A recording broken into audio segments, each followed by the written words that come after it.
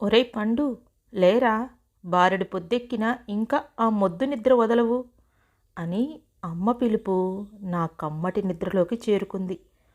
అబ్బా, కాసేపు ఉండమ్మా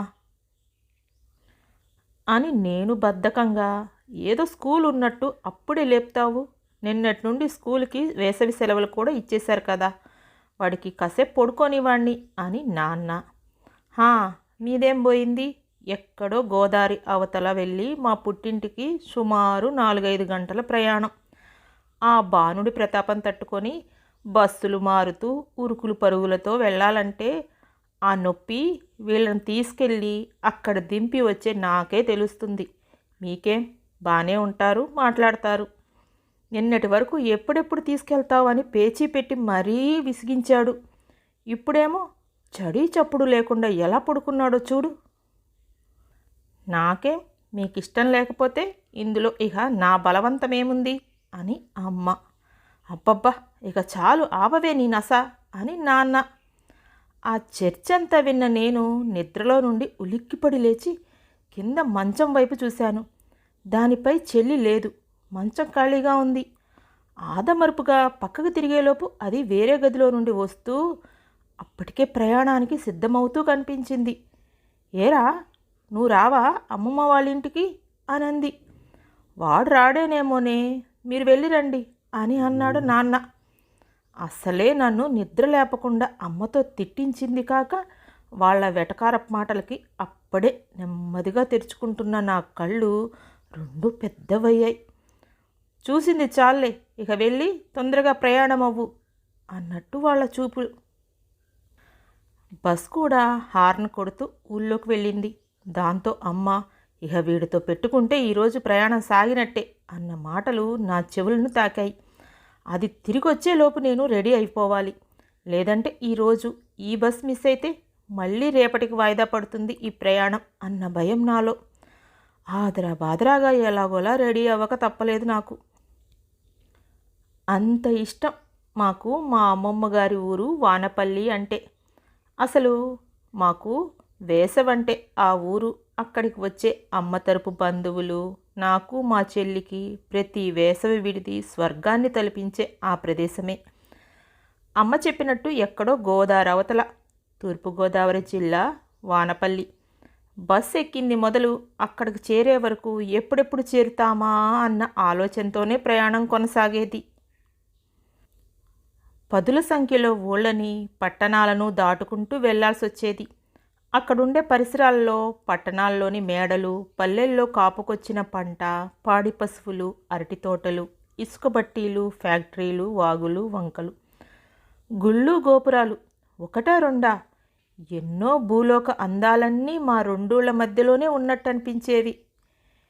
వెళ్ళి వచ్చి ప్రతిసారి ఆ పేరవెల్ హనుమంతుని భారీ కాయ విగ్రహాన్ని బస్సు అద్దాల నుండి మేము మొక్కని కోరికంటూ లేవనుకో. ఇక ఆ సిద్ధాంతం రాగానే గోదావరి బ్రిడ్జిపై వెళ్తుంటే ఆ గోదావరి నీటిపై నుండి వీచే ఆ చల్లటి గాలి బస్సు కిటికీల ద్వారా మా మనసు లోగిళ్లలో దూరి కితకితలు పెడుతుంటే ఆ అనుభూతి వర్ణించగలమా? అలా బస్సు కిటికీ అద్దాల నుండి చూస్తూ ప్రతి అనుభూతిని ఆస్వాదిస్తూ సాగేదే మా ప్రయాణం. అమ్మమ్మ వాళ్ళ ఊరి పొలిమేర రాగానే ప్రతి గడప చూస్తూనే ఉండేవాళ్ళం. వాళ్ళ ఇల్లు రోడ్డు పక్కనే, అందరి ఇళ్ళు ఒకేలా ఉండటం వల్ల, అదే పెంకుటిళ్ళన్నీ ఒకే విధంగా ఉండడం వల్ల మాకు కనుక్కోవడం కొంచెం కష్టంగానే అనిపించినా అమ్మకి పుట్టిల్లు కాబట్టి తను సునాయాసంగానే గుర్తుపడుతుంది. ఆటోలో నుండి దిగగానే ఆ విశాలమైన పెంకుటింటిని చూసి మనసు తరించిపోయేది. ఆప్యాయంగా ఆహ్వానించే వీధి అరుగు, గదులు, మధ్యలో విశాలమైన మండువ, వరండా, వెనుక వసారి, ఓ పెద్ద వంటగది, సువిశాలమైన ప్రాంగణం, ఇంట్లోకి రమ్మని మనసారా స్వాగతించే చేతి పంపు కుళాయి. పెద్ద పెద్ద మేడల కోసం ఎగబడుతున్న ఈ రోజుల్లో నాకు ఈ పెంకుటిల్లు లాంటి ఇల్లు నిర్మించాలని ఉందని చెప్తే అందరూ వింతగా చూస్తారు. అంతేకాక పాతకాలపు వాడని హేళన చేస్తారు కూడా. అయినా మండువా లోగిళ్ళ లాంటి ఇంటి నిర్మించాలనేది నా చిరకాలపు వాంఛ. ఇక అమ్మ తరపు బంధువులు వాళ్ళ పిల్లలతో ఇల్లంతా కలకల్లాడుతుండేది. దాదాపు ఒక 15 మంది వరకు పిల్లలు మా అల్లరి తట్టుకోవడం ఇంట్లో పెద్దవాళ్ళందరికీ ఒకంత సవాల్తో కూడుకున్నదే. ఆ అల్లరిని అదుపు చేయటం ఎవ్వరి తరమా ఏది కాదు, ఒక్క ఆ హిట్లర్కి తప్ప. అదే మా చిన్న మావయ్య. ఇక ఆ చిన్న మావయ్య పేరు వింటేనే ఫ్యాంట్లు తడిచిపోయాయి మా అందరికీ. కానీ అమ్మమ్మకు మాత్రం ఆ మాత్రం చూడముచ్చటగా ఉండేది. తను చెప్పిన కథలు, పాడిన జోలలు ఇప్పటికీ నన్ను అంటిపెట్టుకునే ఉన్నాయి. పెద్ద రెండో మావయ్యలది హోటల్, పెద్ద మావయ్యది ఇంటి దగ్గరే అయినా రెండో మావయ్యది మాత్రం ఎక్కడో మైలు దూరాన సినీ టాకీస్ ఎదురుగా, అక్కడే వాళ్ళిల్లు కూడా. ఆ పక్కనే చిన్న మావయ్య బడ్డీ దుకాణం. మేమేమో ఆ ఊరు వెళ్తే వాళ్ళ పిల్లలు కూడా ఇక్కడే ఉండేవాళ్ళు. ఒక్కోసారి మేమంతా కలిసి అక్కడికి వెళ్ళేవాళ్ళం. అక్కడున్న టాకీస్ ఆ ఊరికి అదొక్కటే.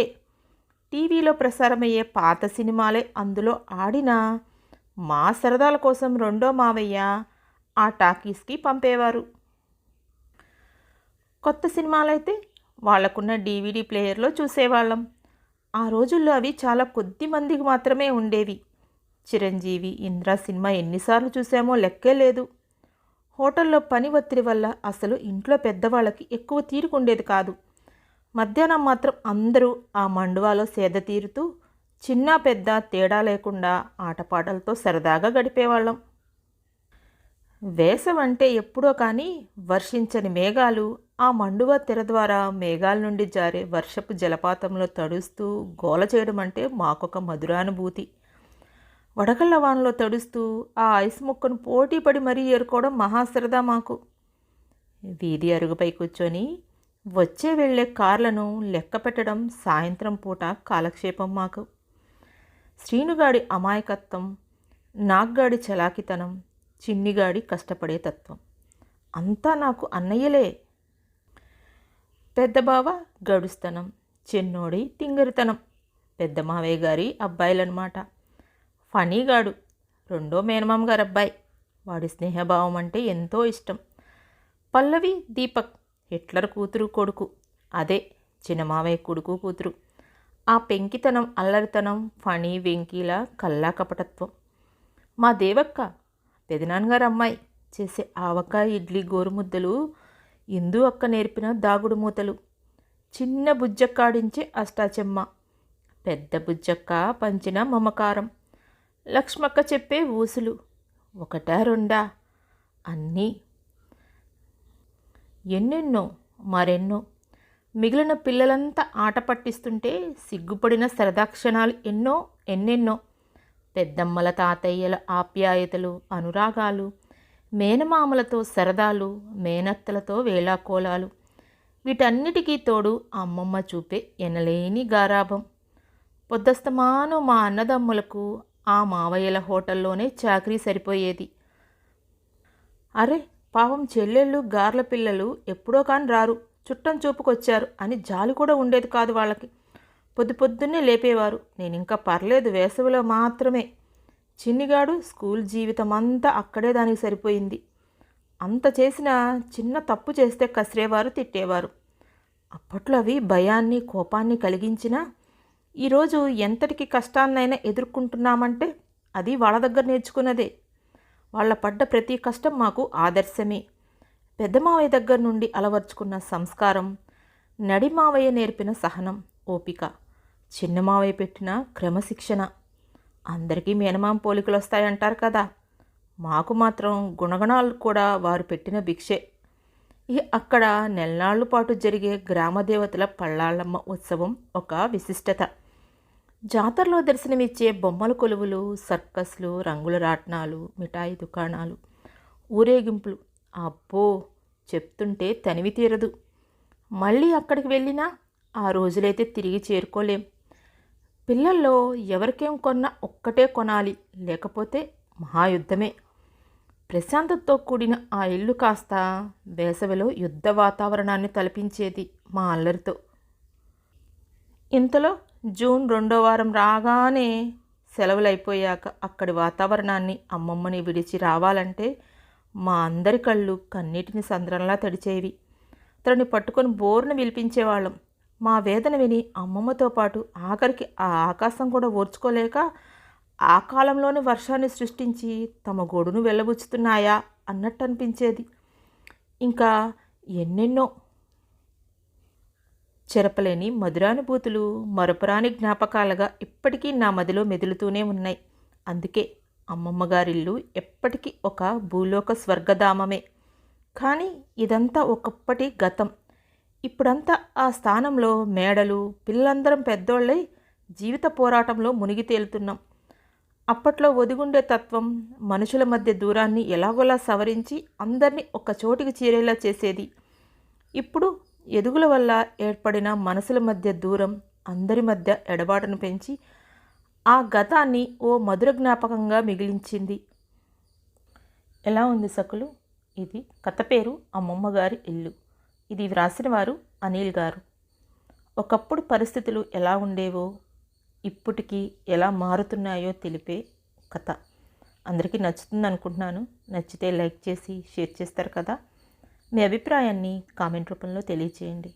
మరొక మంచి కథతో కలుసుకుందాం. Thank you.